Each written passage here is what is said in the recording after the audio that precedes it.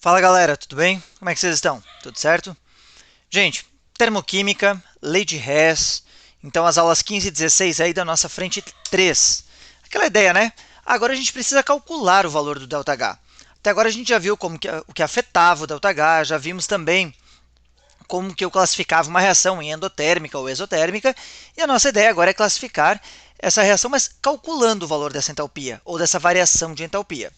Uma técnica que surge para nós, então, é a lei de Hess, e, na realidade, essa técnica ela vem baseada na proposta do Hess, que diz o seguinte: a variação de entalpia de uma reação depende exclusivamente da etapa inicial e da etapa final do processo. Então não interessa se teve etapas intermediárias, se teve uma, duas ou várias etapas intermediárias. O que interessa para a gente é o ponto inicial e o ponto final. É mais ou menos como se a gente pensasse assim, ó. Eu estou com o meu sistema e eu tenho um ponto A, e eu vou sair desse ponto A e vou para um ponto C.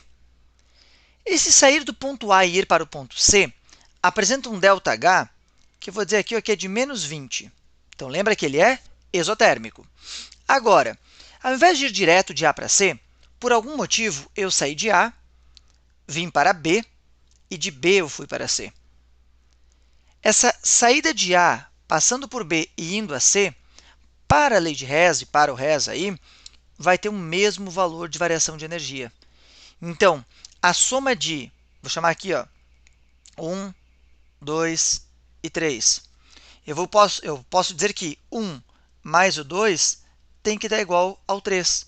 Tá? Ou seja, o ΔH1 mais o ΔH2 é igual ao ΔH3. Vamos colocar isso de uma maneira mais bonitinha? Olha só. Saindo de A indo para C, ΔH1. De A para B, ΔH3. De B para C, ΔH2. Podemos, então, dizer que, independente dessa etapa intermediária aqui, ó, opa, voltei sem querer. Independente desta etapa intermediária, o valor da variação de entalpia para sair de A e chegarmos a C é o mesmo.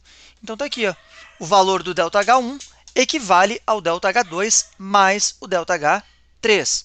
Nós somamos essas entalpias. Aí você pode estar pensando, poxa, professor, mas para que eu quero saber se o cara foi direto ou se ele foi fazendo reações em etapas? Isso vai ajudar bastante na hora de você prever a entalpia de um processo que não dá para fazer de caminho direto. Então, olha só, a lei de Hess, nós podemos dizer que ela tem algumas importâncias, dois pontos bem marcantes. O primeiro deles, ela permitiu calcular a variação de entalpia de substâncias que tinham esse valor desconhecido.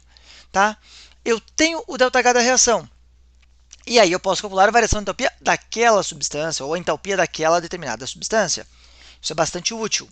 Também posso usar para calcular a variação de entalpia de reações que são difíceis de fazer, ou reações que oferecem algum risco. Eu vou desenvolver uma reação no laboratório, mas eu não sei se ela é endo ou exotérmica. Então eu faço essa previsão usando a lei de Hess para depois determinar, não, ela realmente é uma reação endo, então a melhor condição que eu tenho para fazer ela é tal condição. E aí eu vou lá e aplico esta condição. Portanto, eu sei que eu tenho uma grande importância para a lei de Hess, tá? E eu também tenho algumas consequências. Por exemplo, as equações termoquímicas elas podem ser somadas como se fossem equações matemáticas. Na realidade, você já fez isso, né? Em cálculo estequiométrico, em reações sequenciais. Então, uma primeira reação gera um produto. Isso reage numa segunda etapa para daí dar a tua equação global. Isso pode ser usado e vai ser usado para resolver a lei de Hess. A gente ainda pode dizer que, se eu inverter o sentido de uma reação, o ΔH dessa reação também é invertido. Logo, se a minha reação era endotérmica e eu troquei o sentido dela, fiz ela no seu sentido inverso, ela passa a ser exotérmica. Usa como ideia para isso os processos lá de mudança de estado, que a gente já falou nas aulas anteriores. De sólido para líquido, a fusão é um processo endotérmico. Agora, de líquido para sólido, a solidificação, que é o processo contrário, é um processo exotérmico. Tranquilo? E por fim, se a gente fizer alguma multiplicação, alguma divisão de uma equação termoquímica por qualquer valor diferente de zero, o mesmo valor, a mesma modificação, deve ser feita no ΔH. Se você dobrar uma reação, dobre o ΔH. Se você triplicar uma reação, triplique o ΔH. Vamos dar uma olhada nisso na prática aqui. Ó. Calcule o ΔH para a reação. C2H4 mais 6 flúor, formando 2CF4 mais 4 ácidos fluorídricos. A minha sugestão é a seguinte. Marque o primeiro reagente na equação que você deseja o ΔH. Lembra que é desta reação aqui, ó, que você não sabe o ΔH. Qual que é o valor do ΔH dela? Então, o teu primeiro reagente está ali, ó, C2H4. Procure em qual das etapas este mesmo reagente, ou essa mesma substância, aparece. Está aqui na última etapa. A diferença é que nessa etapa ele está como um produto, mas eu quero ele na minha reação como um reagente. Se eu quero ele na minha reação como um reagente, eu vou inverter a posição dele. Eu vou pegar essa reação 3, essa terceira etapa, e vou inverter o sentido dela. Está aqui, ó, C2H4 vira 2 carbonos grafite e 2 gás hidrogênio. Se eu invertir a reação, reparem que eu inverti o sinal do ΔH. Aí eu vou para o segundo reagente, lá da equação que eu desejo. Flúor. Eu vejo que eu tenho flúor na primeira etapa, mas eu também tenho flúor na segunda etapa. Como o flúor apareceu em duas etapas, o que eu vou fazer? Eu não vou mexer nele. Eu vou ignorar a existência do flúor, porque quando eu acertar os outros participantes, ele deve se acertar sozinho. Tá? Então, eu ignoro ele e vou para frente. CF4. O tetafluoreto de carbono está aparecendo aí para vocês na segunda etapa, olha só. Só que eu quero 2 dele no produto. Na minha segunda etapa só tem 1. Então, eu vou pegar toda essa etapa e vou multiplicá-la por 2. Vou escrever ela no mesmo sentido, só que dobrada. Olha só, 2 carbonos mais 4 flúor, virando 2CF4, dupliquei o valor do ΔH, virou menos 1.360. Aí eu sigo 4 ácidos fluorídricos, o ácido fluorídrico está como produto, posição correta, na primeira equação. Então já está correta a posição e a quantidade, eu vou manter essa equação do jeito que ela estava. Agora que eu já passei por todo mundo, eu vou somar essas etapas. Lembrando, tudo que existir como reagente de uma etapa e produto de outra etapa, significa que é um intermediário que pode ser cancelado. Então, a gente vai olhar aqui, ó, carbono grafite foi formado na primeira etapa e consumido na segunda etapa. Posso simplificar. Depois, o gás hidrogênio formado lá na primeira etapa foi consumido na terceira etapa.